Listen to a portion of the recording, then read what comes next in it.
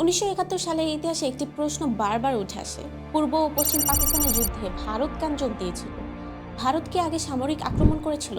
ভারত কি পূর্ব পাকিস্তান যুদ্ধে আগ্রাসী ভূমিকা দিয়েছিল?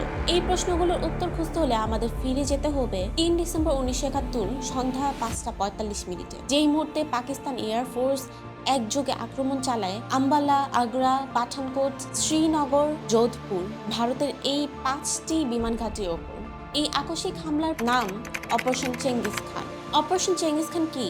অপারেশন চেঙ্গিস খান ছিল পাকিস্তানের একটি প্রিএম্পটিভ এয়ার স্ট্রাইক অপারেশন, অর্থাৎ ভারতের সামরিক বাহিনীকে এমনভাবে ধ্বংস করা যেন যুদ্ধ করতে না পারে। এটি ছিল ইসরায়েলস 1967 সিক্স ডে ওয়ারের আদলে পরিকল্পিত। উদ্দেশ্য ছিল ভারতীয় বিমান বাহিনীকে মাটিতে ধ্বংস করা, পূর্ব পাকিস্তান ভারতের সম্ভাব্য হস্তক্ষেপ ঠেকানো, যুদ্ধের সূচনা নিজের শর্তে করা। কিন্তু ইতিহাস প্রায়ই দেখা যায় যে আঘাতকে প্রতিরোধ বলা হয় তাই হয়েছে যুদ্ধের বৈধ ট্রিগার। কেন পাকিস্তান এই ঝুঁকি নিয়েছিল? 1971 সালের নভেম্বর-ডিসেম্বরে পাকিস্তান ছিল পূর্ব পাকিস্তান সামরিকভাবে সম্পূর্ণ কোণঠাসা, যুদ্ধবাহিনী ও ভারতীয় সীমান্ত সহযোগিতায় বিপর্যস্ত, নৈতিকভাবে আন্তর্জাতিক পর্যায়ে একঘরে হয়ে পড়েছিল। ইয়াহিয়া খান ও তার জেনারেলরা মনে করেছিলেন পূর্ব পাকিস্তান হারলে পাকিস্তান রাষ্ট্রের ভবিষ্যৎ অনিশ্চিত। তাই তারা ভাবলেন যুদ্ধ যদি অনিবার্য হয় তবে প্রথম আঘাত আমরাই করব। তাই প্রথম আঘাতটি পাকিস্তানি করেন। আক্রমণের রাত 3 ডিসেম্বর 1971 সন্ধ্যার অন্ধকারে পাকিস্তানের F-86 সাবরে ও মাইরাজ বিমানগুলো সীমান্ত অতিক্রম করে কোনো যুদ্ধ ঘোষণা ছাড়াই ভারতীয় ভূখণ্ডে আঘাত আনে। এটি ছিল আন্তর্জাতিক আইন স্পষ্ট অ্যাগ্রেশন। জাতিসংঘের সনদের 51 অনুচ্ছেদ অনুযায়ী ভারতের সেলফ ডিফেন্স করার পূর্ণ অধিকার দিয়ে দেয়। ভারত কি তখনও যুদ্ধ এড়াতে চেয়েছিল? হ্যাঁ, এই সত্যটি অনেকেই জানেন না। ভারত আগে যুদ্ধ ঘোষণা করেনি। ভারত সরাসরি পশ্চিম পাকিস্তানে আঘাতও করেনি। ভারত কেবল সীমান্ত নিরাপত্তা ও শরণার্থীর সুরক্ষা করার জন্য নেমেছিল। কিন্তু অপারেশন চেঙ্গিস খানের মাধ্যমে পাকিস্তান নিজেই ভারতের হাতে তুলে দেয় যুদ্ধ করার বৈধতা। ইন্দিরা ডক্ট্রিন, ভারতের কৌশলগত প্রতিক্রিয়া।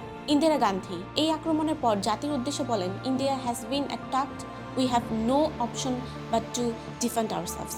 এই মুহূর্তে পূর্ব ও পশ্চিম পাকিস্তানের যুদ্ধটি হয়ে ওঠে ইন্ডিয়া ভার্সেস পাকিস্তান। শুধু ইস্ট অ্যান্ড ওয়েস্ট পাকিস্তান নয়, পূর্ণ মাত্রায় ইন্দো পাক ওয়ার। চেঙ্গিস খান কৌশলগত ব্যর্থতা কেন? পাকিস্তানের পরিকল্পনা ব্যর্থ হয় কারণ ভারতীয় বিমান বাহিনী সম্পূর্ণ ধ্বংস হয়নি।